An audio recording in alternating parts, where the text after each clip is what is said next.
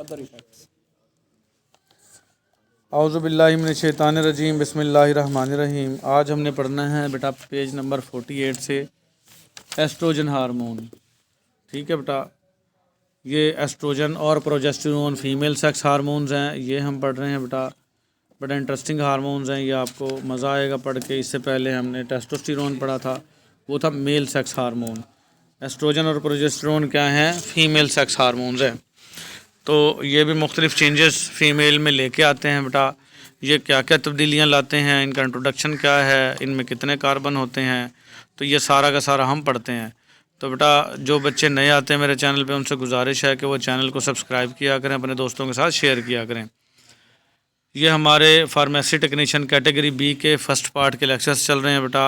ये बायोकेमिस्ट्री है और स्टार्ट करने लगे हैं estrogen female sex hormone.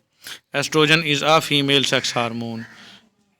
Estrogen क्या है? औरतों का ये सेक्स हार्मोन है बेटा। नेचर क्या है इसकी? An 18 carbon steroid.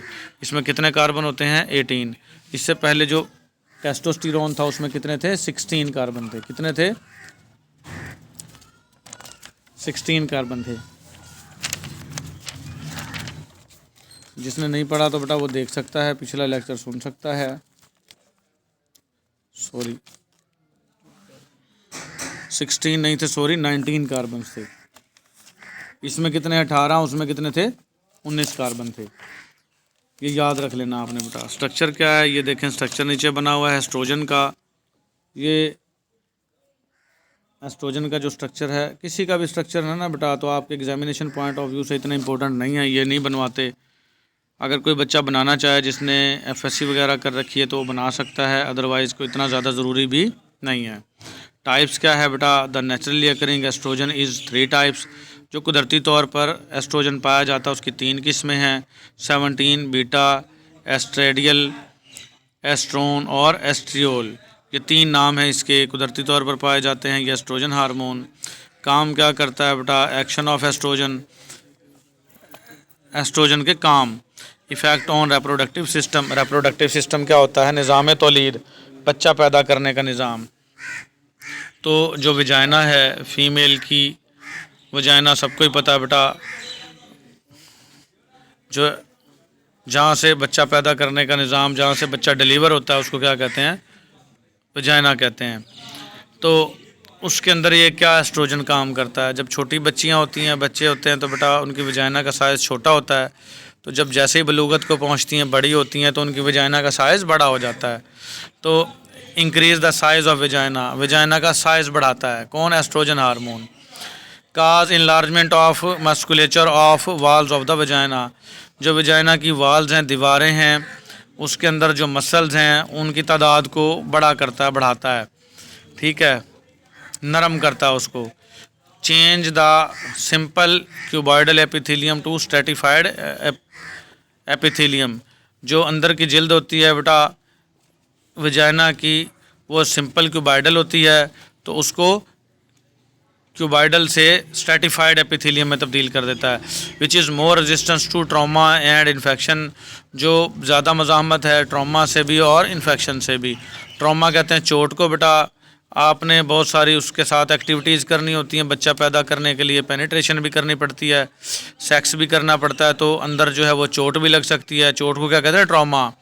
और अंदर इन्फेक्शन भी हो सकता है, मुख्तलिफ़ किस्म के जरासीम जाके अंदर ख़राबियाँ पैदा कर सकते हैं, उसको क्या कहते हैं? इन्फेक्शन। तो जो ये स्ट्रेटिफाइड एपिथेलियम है ये इन्फेक्शन भी नहीं होने देती और चोट भी लगने नहीं देती। इसलिए जब बलूगत को की उम्र तक फ़ीमेल्स पहुंच जाती हैं तो उनके साथ अगर सेक्स करेंगे भी तो उनको ब्लीडिंग या पेन वगैरह नहीं होगा, क्योंकि उनकी जो अंदर वजाइना की जो अंदर की जिल्द है वो क्यूबॉइडल से किस में जा चुकी है? स्ट्रेटिफाइड में। ठीक है। Increase the deposition of glycogen. जो ग्लूकोज है, ग्लूकोज की किस्म में ग्लाइकोजन भी है बेटा, उसकी जो जाज़बियत है, इजाफा है, उसको भी ये बढ़ा देता है। कौन? सारे के सारे काम किसके हो रहे हैं? एस्ट्रोजन के। The vaginal pH becomes more acidic. Vagina के अंदर जो है ना वो तेज़ाबी पीएच बना देता है ये, due to conversion of glycogen into lactic acid by the bacteria. क्योंकि यही ग्लाइकोजन जो डिपॉजिट हुआ था, इस ग्लाइकोजन को किस में तब्दील कर दिया, लैक्टिक एसिड में, और ये एक तेज़ाब है और ये बैक्टीरिया इसको तब्दील कर रहे हैं। विजाइना के अंदर बैक्टीरिया कौन से होते हैं, लैक्टोबैसिलस। कौन से होते हैं, जो ग्लाइकोजन को लैक्टिक एसिड में तब्दील करते हैं। तो ये एसिड जो है ना अंदर विजाइना के अंदर एसिड का होना फ़ायदामंद है बहुत ज़्यादा, क्योंकि बेटा फीमेल्स ने बहुत सारे काम करने होते हैं। उन्होंने मतलब गाय भैंसों का गोया पट्टा भी करना है और घास फूस का काम भी करना है। वैसे भी नीचे बैठ के रोटियां छोटियां पकाती हैं कई सारी फीमेल देहातों में। तो बहुत सारे जो जरासीम हैं वो कपड़े को क्रॉस करके वजाइना के रास्ते अंदर इंटर हो सकते हैं। तो वहाँ पे कौन बैठा है, लैक्टोबैसिलस, जिसने ग्लाइकोजन को लैक्टिक एसिड में तब्दील कर दिया है, तेज़ाब बना दिया अंदर। तो दूसरे जो बैक्टीरिया अंदर एंट्री करेंगे वो मर जाएंगे। तेज़ाबी माहौल में तेज़ाब से वो जल जाएंगे, मर जाएंगे और अंदर इन्फेक्शन नहीं हो पाएगा। ये काम कौन कर रहा है, सारा एस्ट्रोजन। बड़ी कमाल बात है बेटा। उसके बाद आ जाएगा effects on external genitalia. External genitalia कहते हैं बेटा फीमेल की या मेल की वो जगह पेशाब वाली जो नज़र आ रही होती है उसको क्या कहते हैं, एक्सटर्नल जेनेटेलिया। इंटरनल जेनेटेलिया होते हैं अंदर जो नज़र नहीं आते, जो नज़र आते हैं वजाइना वगैरह, तो उसको क्या कहते हैं, एक्सटर्नल जेनेटेलिया। उन पर क्या असरात करता है ये, increase the size of the clitoris, clitoris का साइज़ बढ़ाता है। एंड लेबिया मिनोरा, और लेबिया मिनोरा जो माइनर होते हैं, छोटे लिप्स टाइप होते हैं बेटा वजाइना के ऊपर। दो किस्म के, एक छोटे लिप्स होते हैं और एक बड़े। जो बड़े होते हैं उनको लेबिया मेजोरा कहते हैं, जो छोटे होते हैं उनको लेबिया मिनोरा कहते हैं। तो इन दोनों का साइज़ बढ़ाती है। क्लिटोरिस एक होता है बेटा फीमेल का, एक वजाइना पे एक ऐसा जगह होती है, क्लिटोरिस आप सर्च कर सकते हैं। जिस तरीके से मर्द को इरेक्शन होती है ना, टाइटनेस आती है पीनस में, इसी तरीके से फ़ीमेल को भी क्लिटोरिस में टाइटनेस आती है। और क्लिटोरिस फ़ीमेल को सुकून देने के लिए, क्लिटोरिस को सुकून देना बहुत ज़्यादा ज़रूरी होता है। तो क्लिटोरिस एक बहुत इम्पोर्टेंट चीज़ है फ़ीमेल्स के लिए। तो इसके साइज़ को कौन बढ़ाता है, आपका oestrogen hormone. Increase the deposition of fat on the mons pubis and labia majora.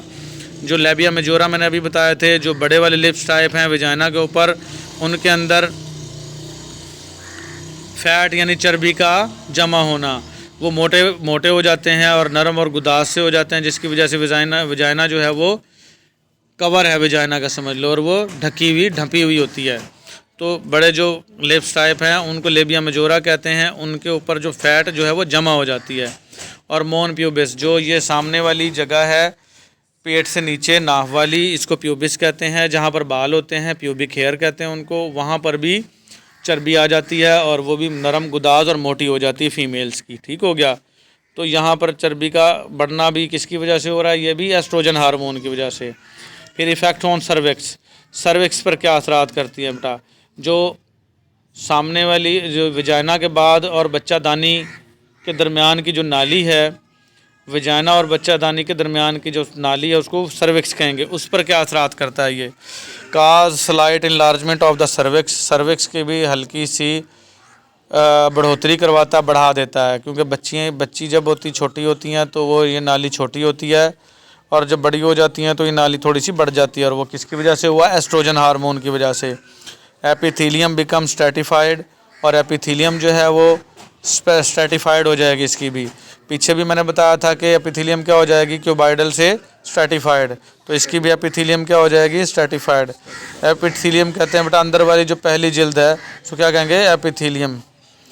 ठीक है। Increase the alkaline secretion of the cervix to neutralise the acidic pH of the vagina. देखो कितनी प्यारी बात की है बेटा, वजाइना की पीएच क्या थी, एसिडिक थी। मैंने बताया था जो बैक्टीरिया वगैरह जाएंगे उनको मार देगी तेज़ाबी पीएच। अब यहाँ पर कुछ सेक्रेशन आएंगी अल्कलाइन, यहाँ पर कुछ सेक्रेशन क्या आएंगी, अल्कलाइन, जो उस एसिडिक पीएच को न्यूट्रल कर देंगी। ना वो एसिडिक रहेगी ना वो बेसिक अल्कलाइन रहेगी, यानी कि बराबर हो जाएगी। इसका फ़ायदा क्या हो जाएगा बेटा, कि जो स्पर्म जाते हैं ना आपके, स्पर्म जो आप बच्चा पैदा करने के लिए एक्टिविटीज़ करते हो, वहाँ अपनी जो मनी खारिज करते हो उसको क्या कहते हैं, स्पर्म। तो वो जो स्पर्म है अंदर जाके वो ना मर जाएं। अगर तेज़ाबी रहेगी, एसिडिक रहेगी, तो स्पर्म भी कई सारे डेथ हो जाती है, मर जाती है। तो अल्लाह का निज़ाम चेक करें कि वहाँ पर क्या है, सर्विक्स के अंदर अल्कलाइन सिक्रीशन आ जाएगी, जिससे वो एसिडिक क्या हो जाएगी, न्यूट्रल हो जाएगी और स्पर्म की डेथ नहीं होगी और वो बच्चा पैदा करने के काबिल हो जाएंगे। कुछ फीमेल्स के अंदर कुछ हार्मोनल डिस्टर्बेंस होती है, एस्ट्रोजन की कमी होती है, उनके अंदर से तेजाबियत ख़त्म नहीं होती और स्पर्म की डेथ हो जाती है। तो फिर डॉक्टर वगैरह जो है वो चेक करते हैं, अगर एसिडिक मीडियम हो तो फिर उसको बाहर से कुछ हैसियत दी जाती हैं जो विजाइना के अंदर इंटर करते हैं, जिससे एसिडिक पीएच क्या होती है, न्यूट्रल होती है। लेकिन जो नॉर्मल फीमेल्स हैं जिनके हार्मोनल डिस्टर्बेंस नहीं है, एस्ट्रोजन पूरा आ रहा है, उनके अंदर जहाँ पर एसिडिक होना चाहिए वहाँ एसिडिक होता है और जहाँ न्यूट्रल होना चाहिए न्यूट्रल होता है। समझ आ गई है बेटा। उसके बाद आ जाएगा इफ़ेक्ट्स ऑन यूट्रस। यूट्रस क्या होती है, बच्चादानी। अब बारी बारी असरात जा रहे हैं बेटा। सबसे पहले असर किस पे आया था, वजाइना पे। उसके बाद किस पर आया था, एक्सटर्नल जेनेटेलिया पे। उसके बाद किस पर आया था, सर्विक्स पे। सर्विक्स से आगे क्या आ गया, आपकी बच्चादानी, जिसको यूट्रस कहते हैं। यूट्रस पर क्या असरात करेगा ये, oestrogen hormone. Increase the size of uterus, बच्चादानी का साइज है बढ़ा देगा, ठीक है।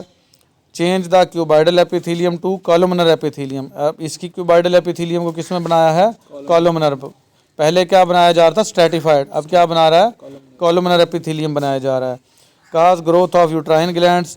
यूट्रस जो बच्चादानी है उसके अंदर कई सारे गदूद होते हैं, ग्लैंड्स होते हैं बेटा, जो कारामद होते हैं, मुख्तलिफ़ किस्म की सिक्रेशंस पैदा करते हैं, उसकी तादाद को बढ़ा देता है, उनकी नशो नुमा करवाता है ये। इंक्रीज़ वैस्कुलैरिटी, वेसल्स कहते हैं खून की नालियों को। तो बच्चा के दाने के अंदर जो खून की नालियाँ हैं, वेसल्स हैं, उनको उनकी तादाद में भी इजाफा कर देता है। ये सारा का सारा काम किस हार्मोन का हो रहा है, एस्ट्रोजन हार्मोन, ठीक है। उसके बाद आ जाएगा इंक्रीज ग्लाइकोजन कंटेंट्स। ग्लाइकोजन कहते हैं ग्लूकोज। ग्लूकोज के जो कंटेंट्स है उनको भी ये बढ़ा देता है, किसमें, यूट्रस में, यानी बच्चादानी में। Increase the sensibility of myometrium to oxytocin. Sensibility बढ़ा देता है मायोमेट्रियम की टू ऑक्सीटोसिन, ऑक्सीटोसिन से। ऑक्सीटोसिन कौन सा हार्मोन है बेटा, वो हार्मोन जो बच्चे को पैदा करवाने में हेल्प करता है, वो क्या कहलाता है, ऑक्सीटोसिन। और जो माँ के दूध के उतरने की वजह बनता है हार्मोन, वो क्या कहलाता है, ऑक्सीटोसिन। ऑक्सीटोसिन पे हम पिछले लेक्चर्स मुकम्मल दे आए हैं बेटा, अगर किसी ने ऑक्सीटोसिन नहीं पढ़ा तो वो पढ़ सकता है, ठीक है। उसके बाद आ जाएगा इफ़ेक्ट्स ऑन फ़्लॉपियन ट्यूब। फ़्लॉपियन ट्यूब्स पर क्या असरात हैं बेटा, ये हम पढ़ लेते हैं। फ़्लॉपियन ट्यूब क्या होती हैं बेटा, एक होती हैं ओवरी। ओवरी कहते हैं अंडादानी। अंडादानी से अंडे को यूट्रस यानी बच्चादानी तक लेके आने वाली नालियाँ क्या कहलाती हैं, फ़्लॉपियन ट्यूब्स।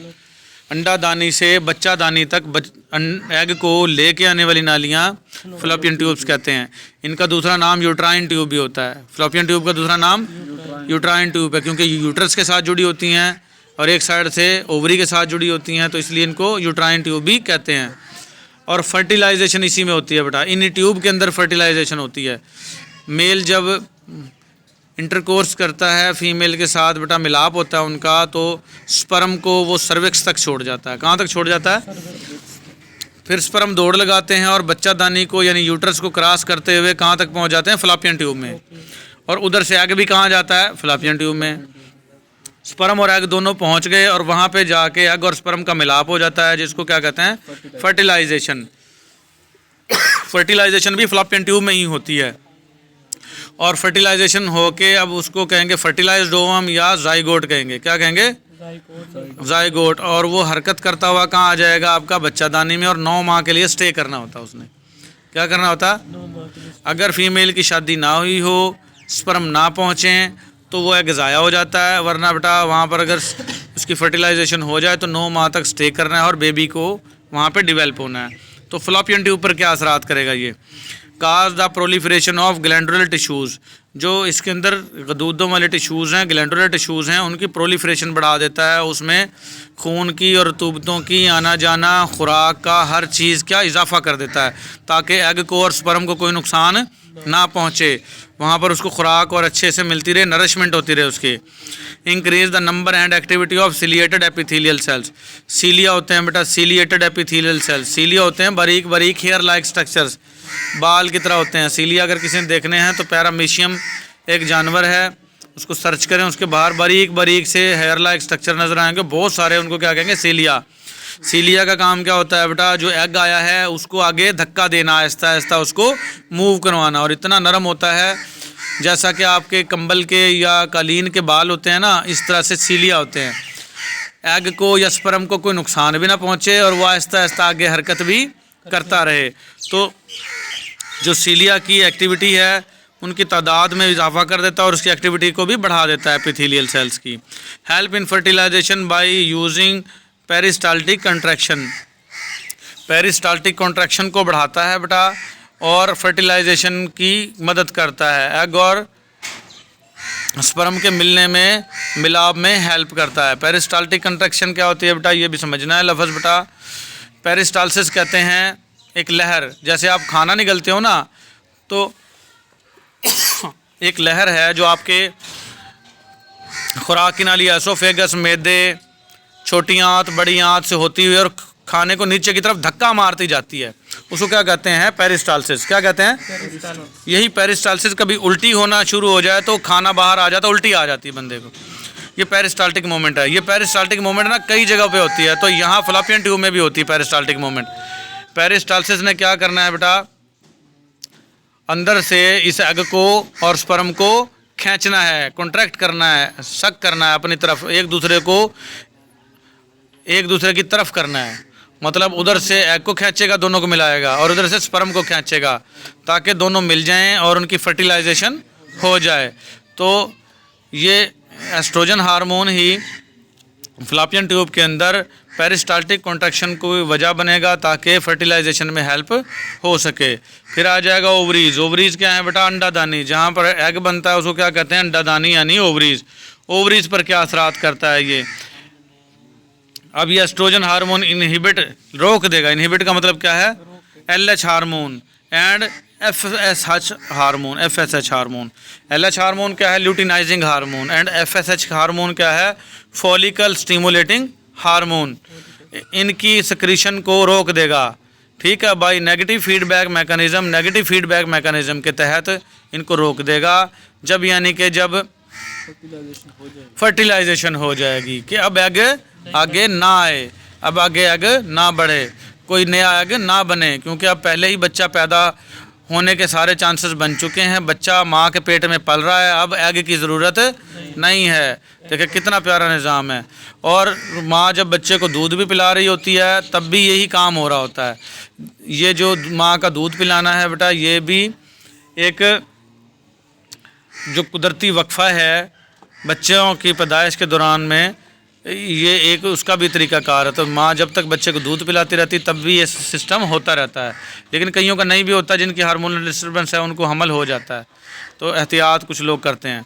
तो बहरहाल क्या है, एस्ट्रोजन क्या करेगा, इनहिबिट करेगा, रोकेगा ल्यूटिनाइजिंग हार्मोन को और फॉलिकल स्टिमुलेटिंग हार्मोन की सिक्रीशन को रोक देगा नेगेटिव फीडबैक मैकेनिज्म के तहत। एक होता पॉजिटिव फीडबैक, एक होता negative feedback.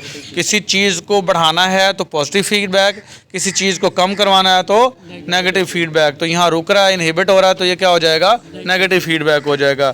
Decreasing the ovarian function, यानी ओवरी का फंक्शन को कम कर देगा। It is used as an oral contraceptive, यानी कि ये ओरल कंट्रासेप्टिव के तौर पर यूज़ होगा। ओरल कंट्रासेप्टिव कहते हैं बेटा, कंट्रासेप्टिव होती हैं ऐसी अद्वियात जो हमल को रोकती हैं, माने हमल अद्वियात, वो क्या कहलाती हैं, कंट्रासेप्टिव। और जो ऐसी अद्वियात जो मुंह के ज़रिए ली जाती हैं, मतलब टैबलेट की फॉर्म में होती हैं, खाती हैं फीमेल, तो वो क्या कहलाती हैं, ओरल कंट्रासेप्टिव। तो ओरल कंट्रासेप्टिव का ही काम करेगा ये ओवरीज के साथ, ठीक है, कौन, एस्ट्रोजन हार्मोन। तो ये थे हमारे बेटा एस्ट्रोजन हार्मोन के काफ़ी सारे फंक्शन। तो इसमें effect on secondary sex characteristics, जो सेकेंडरी सेक्स करैक्टरिस्टिक्स हैं, फीमेल की ब्रेस्ट यानी छातियाँ बढ़ना, और उसकी स्किन पर जो असरात हैं, उसकी आवाज़ पर जो असरात हैं, उसके स्केलेटन ढांचे पर जो असरात हैं, वो फिर हम इंशाल्लाह अगले लेक्चर में देखेंगे। आज के लिए हमारा इतना ही। इंशाल्लाह बेटा अगर समझ में आ गए हो तो अपने दोस्तों को मेरे चैनल का मशवरा दें ताकि वो मेरे चैनल पे आएँ और एक एक लफ्ज़ को अच्छे से समझ सकें। मिलेंगे इंशाल्लाह अगले लेक्चर में। आज के लिए इतना ही। अल्लाह हाफिज़।